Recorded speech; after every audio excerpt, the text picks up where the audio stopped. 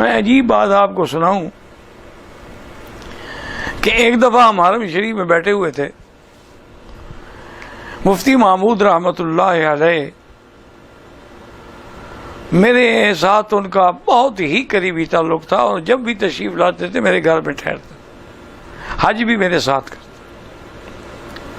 تو ہم بیٹھے ہوئے تھے رکن یمانی اور حجر اسود کے درمیان میں، اتفاق سے باتیں چل پڑی۔ تو مفتی صاحب نے کہا کہ مکی صاحب، میں اللہ کے آگے بڑا روتا تھا، گڑ گڑاتا تھا، تہجد میں بھی روتا تھا کہ یا اللہ، میں ایک قرآن و حدیث پڑھانے والا بندہ، ساری زندگی جیسے حدیث پڑھائی ہو، ساری زندگی جیسے فقہ پہ کام کیا ہو، میرے کس گناہ کی سزا ہے کہ میں اسمبلی میں آ گیا،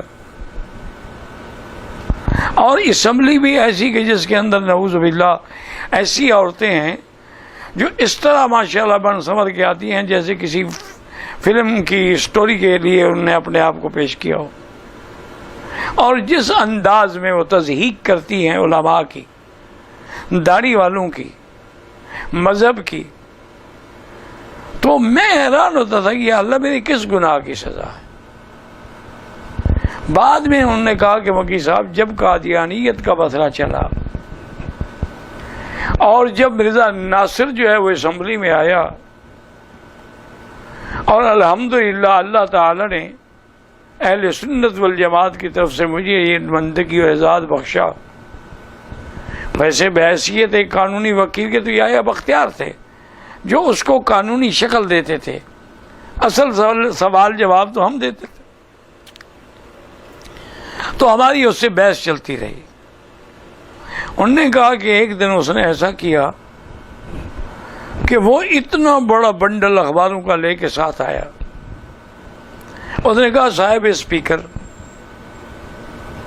بحث کے آغاز سے پہلے میں آپ کی توجہ دلانا چاہتا ہوں، یہ دیکھیں فلاں تاریخ کو اشتہار شائع ہوا، علماء دیوبند نے بریلویوں کو کافر کہا۔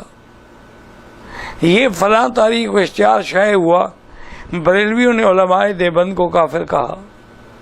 یہ فلاں تاریخ کو اشتہار شائع ہوا، اہل حدیث نے علماء احناف کو کافر کہا۔ اور یہ اس طرح اس نے سارے وہ اشتہارات جو تھے وہ پیش کیے۔ انہوں نے کہا جناب اسپیکر، ان مولویوں کو تو عادت ہے کافر کہنے کی، اگر انہوں نے ہمیں کافر کہا ہے تو آپ اتنا سنجیدگی سے کیوں لے رہے ہیں؟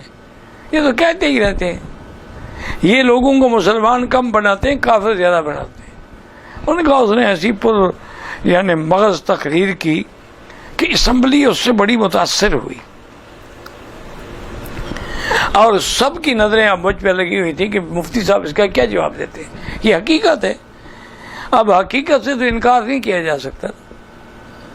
تو میں جب جواب کے لیے کھڑا ہوا تو میں نے کہا صاحب اسپیکر، مرزا ناصر نے جو کچھ پیش کیا بالکل ٹھیک ہے، میں مانتا ہوں، میں تسلیم کرتا ہوں، لیکن علماء دیوبند نے جب بریلویوں کے خلاف اشتہار دیا کہ یہ قبروں پہ سجدہ کرتے ہیں، غیر اللہ کے نام پہ چڑھاوے چڑھاتے ہیں، غیر اللہ کے نام پہ قربانیاں کرتے ہیں، یہ الزامات لگائے گئے کہ ان وجوہات کی بنا پر ہم انہیں کافر کہتے ہیں۔ تو فوراً بریلوی علماء کے بڑے بڑے جو علماء تھے انہوں نے جواب دیا کہ جناب ان چیزوں کو ہم بھی شرک سمجھتے ہیں، اگر ہمارے لوگ کرتے ہیں وہ کرتے ہیں جو جائز ہیں، تو ہم تو ان چیزوں کو نہیں مانتے۔ تو جب انہوں نے وجوہ کفر کا انکار کر دیا تو کافر نہ رہے۔ اب بریلویوں نے ہم پر فتویٰ دیا کہ بھی یہ دیوبندی گستاخ رسول ہیں، رسول اللہ کو اپنا بھائی سمجھتے ہیں، ان کی شان گھٹاتے ہیں، اولیاء کے منکر ہیں۔ ہم نے ان کا جواب دیا کہ آپ غلط کہہ رہے ہیں، ہم تو سرکار کو خیر البشر اور سید البشر مانتے ہیں اور امام الانبیاء مانتے ہیں، ایسی بات تو ہم سوچ ہی نہیں سکتے۔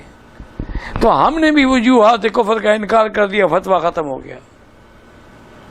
مرزا صاحب، آپ پر جو کفر کا فتویٰ لگا ہے کہ آپ نے مہدویت کا، آپ نے نبوت کا دعویٰ کیا، آپ بھی وجوہ کفر کا انکار کر دیں، ہم فتویٰ واپس لے لیتے۔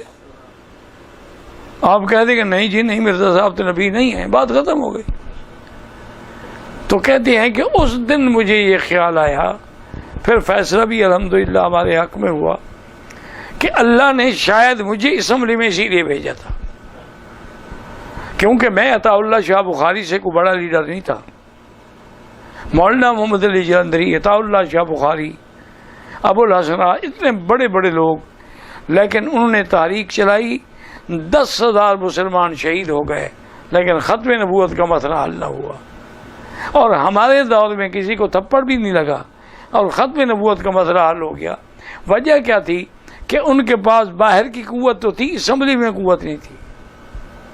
اب ہمارے پاس اندر بھی قوت تھی، باہر بھی قوت تھی، اس لیے ہم اس مسئلے میں کامیاب ہوئے.